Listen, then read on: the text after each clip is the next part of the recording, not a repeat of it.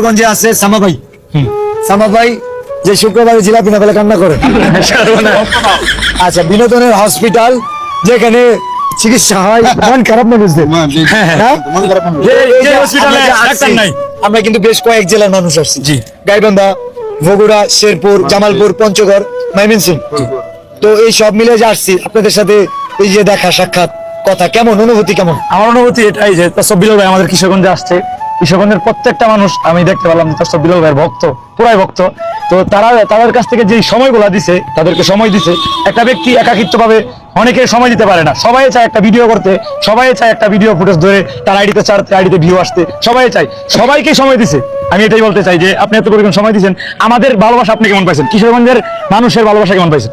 আসলে হয় কি, সেটা হচ্ছে এখন ভালোবাসার বিনিময়ে একটা করে সিগনেচার দিতে হবে। হ্যাঁ, মানে একটা করে অটোগ্রাফ দিতে হবে। অবশ্যই অবশ্যই। এই অটোগ্রাফ দিতে গেলেও আমার কয়েক বছর না, কয়েক যুগ লাগবে। জয় পরাজয়ের গল্প অল্প হলেও বলতে চাই। তোমরা জানো আমি ঝরে যাওয়া বকুল ফুল, ঘুরে দাঁড়াতে চাই, আগেও চেয়েছিলাম এবং সেটা পেয়েছি। ইচ্ছা শক্তি মানুষকে অনেক দূর নিতে পারে, অনেক দূর।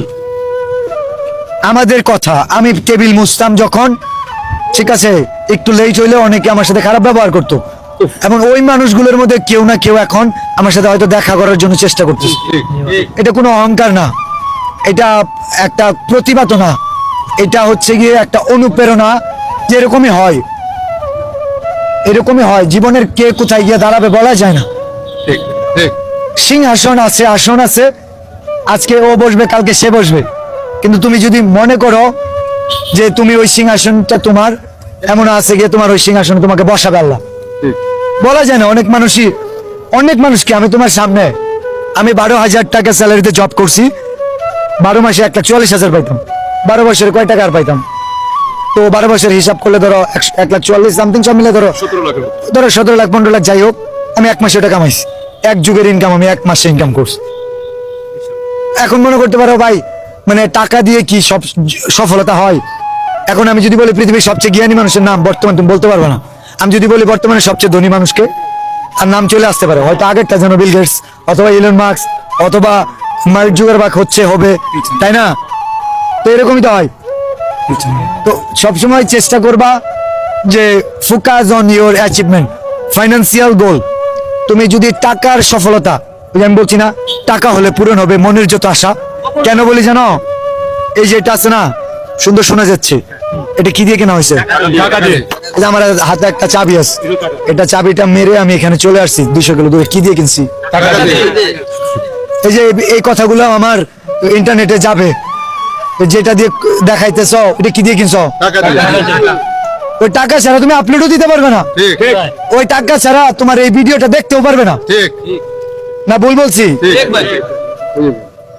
তো টাকাকে খারাপ ভাবে দেখানোর কিছু নাই।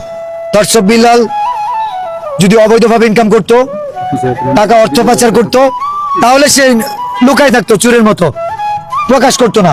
কিন্তু এখানে ইনকাম করার সুযোগ আছে, এখানে ডলার কামাবে। আমি একা কেন কামাবো? মানুষ জানলে সমস্যাটা কোথায়? আমি জানি আমার গন্তব্য কোথায়, আমার গন্তব্যটা কোথায়। বাংলাদেশে আগের তুলনায় যারা বলে ফেসবুকে আর্নিং কম, আমি একটা ভুল ধারণা ভাঙাই দেই। ভুল ধারণা ভাঙাই দিব। বাংলাদেশে 100 মানুষ ইনকাম করতো ধরো 1 লাখ টাকা করে, কত? 1 কোটি টাকা। মানে বাংলাদেশে এখন 1 লাখ মানুষ 10 টাকা করে ইনকাম করে। কত এখন সংখ্যাটা কত গিয়ে তারা চিন্তা করো। তো মেধা যাদের আছে, প্রতিভা যাদের আছে, ওই মেধা প্রতিভার প্রতি আমি মুগ্ধ।